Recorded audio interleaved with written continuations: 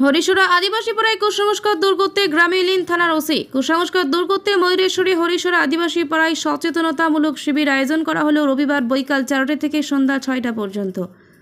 প্রসঙ্গত, গত 10ই সেপ্টেম্বর ময়ূরেশ্বরের হরিশোরা আদিবাসী পাড়ায় দুই আদিবাসী মহিলাকে ডাইনি অপবাদে পিটিয়ে মেরে ফেলার অভিযোগ ওঠে ওই গ্রামেরই বেশ কিছু মানুষের বিরুদ্ধে।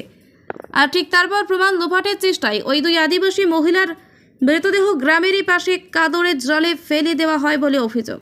তবে সেই মৃতদেহ নজরে আসতেই নড়ে চড়ে বসে ময়ূরেশ্বর থানার পুলিশ প্রশাসন।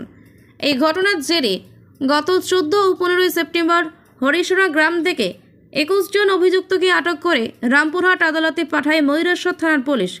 আর আজ অর্থাৎ রবিবার বৈকালে ময়ূরেশ্বরের হরিশোরা আদিবাসী পাড়ায় সচেতনতামূলক শিবির করা হলো।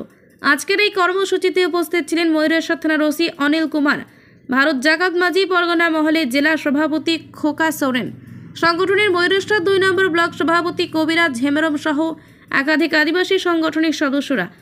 তবে কুসংস্কার রুখতে এদিন কি জানালেন সংগঠনের সদস্যরা সহ পুলিশ অফিসাররা।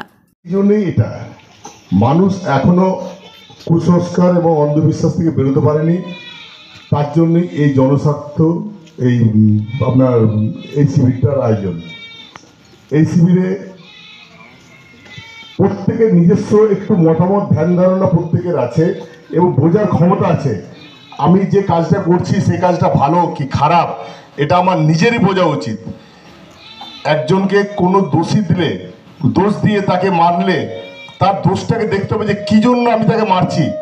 আরও 4 জনের কথায় আমি যদি মারি তাকে, তার দোষটা কী আছে না আছে সেটা চিন্তা ভাবনা না করে ওর কথা শুনে মারতে শুরু করে দিলেন, এটা ঠিক নয়। আপনারা সবাই মোটামুটি বয়স্ক লোক আছেন এবং বিচার বুদ্ধি করার ক্ষমতা প্রচুর আছে আপনাদের। একটাই কথা, এই কুসংস্কার থেকে আপনারা বেরোনোর চেষ্টা করুন। এখন আর কুসংস্কার এখন নেই, একমাত্র আপনাদের সমাজে এখনো পর্যন্ত আছে, বাইরে তো নেই, আর কোথাও নেই। তো বাইরে আপনারা এটা বুঝুন না, বাইরে যখন নেই তাহলে আমাদের মধ্যে এটা রাখবো কেন? সেও তো যাকে মারছি সেও তো কারো মা, কারো ভাই, কারো বোন, কারো দিদি, ও কারো তো আরো অনেক। এটা আপনারা নিজেরা একটু মাথায় চিন্তা ভাবনা করবেন যে